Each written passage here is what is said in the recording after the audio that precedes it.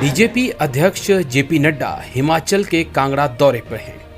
उन्होंने नगरोटा से गांधी मैदान तक रोड शो भी किया और फिर जनसभा को संबोधित भी किया।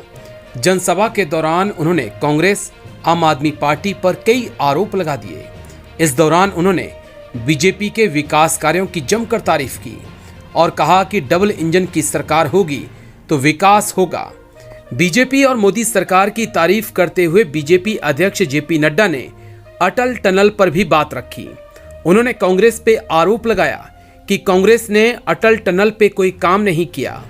अटल बिहारी वाजपेयी जी के बाद मोदी जी ने ही अटल टनल पर काम किया, तो सच्चाई क्या है वो आपको बताएंगे, पर पहले आप सुनिए बीजेपी अध्यक्ष ने आखिरकार कहा क्या। अगर हम बात करें अटल टनल की, तो 2002 में अटल टनल का शिलान्यास अटल बिहारी वाजपेयी जी ने किया था 2002। और मैं पत्रकार बंधुओं से जानना चाहूंगा कि सोनिया गांधी आई, 10 साल राज किया, मनमोहन सिंह की सरकार में नहीं, कोई काम नहीं हुआ।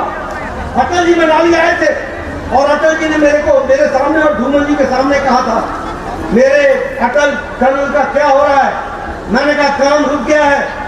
अटल जी ने कहा था वो शिलान्यास, वो पत्थर मेरे दिल पर पत्थर। मोदी जी भी वहां मौजूद थे।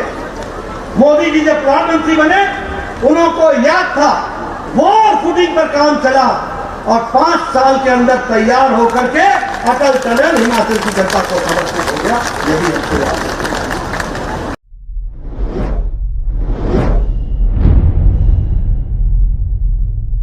तो क्या सच में अटल टनल पर कांग्रेस ने कोई काम नहीं किया?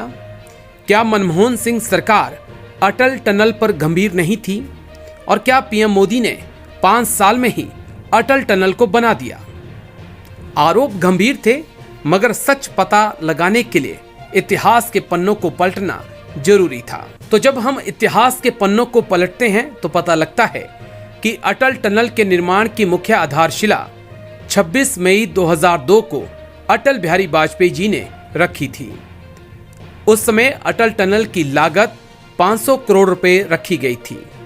मई 2003 तक पेड़ों की कटाई के अलावा कोई काम नहीं हो पाया था। साल 2004 में बीजेपी की जगह कांग्रेस की सरकार बनी। कांग्रेस की सरकार में मनमोहन सिंह प्रधानमंत्री बने। 2007 में SMEC यानी कि स्नो माउंटेन इंजीनियरिंग कॉरपोरेशन को कॉन्ट्रैक्ट दिया गया और लक्ष्य रखा गया 2014 तक अटल टनल के काम को पूरा करने का। 28 जून 2010 को सोनिया गांधी ने परियोजना की आधारशिला फिर रखी। जून 2012 तक 3.5 किलोमीटर सुरंग की खुदाई हो चुकी थी, लेकिन तभी सेरी नाला फॉल्ट जोन में पानी काफी मात्रा में आने के कारण काम को धीमा कर दिया गया। अक्टूबर 2013 तक 4 किलोमीटर टनल की खुदाई हो चुकी थी। 17 अक्टूबर 2013 को टनल का कुछ हिस्सा गिर गया था और काम को रोकना पड़ा था।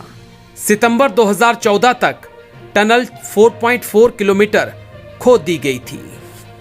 यानी कि अगर टनल की लंबाई 8.8 किलोमीटर है तो उसका आधा हिस्सा कांग्रेस की 10 साल की राज में खो दिया गया था।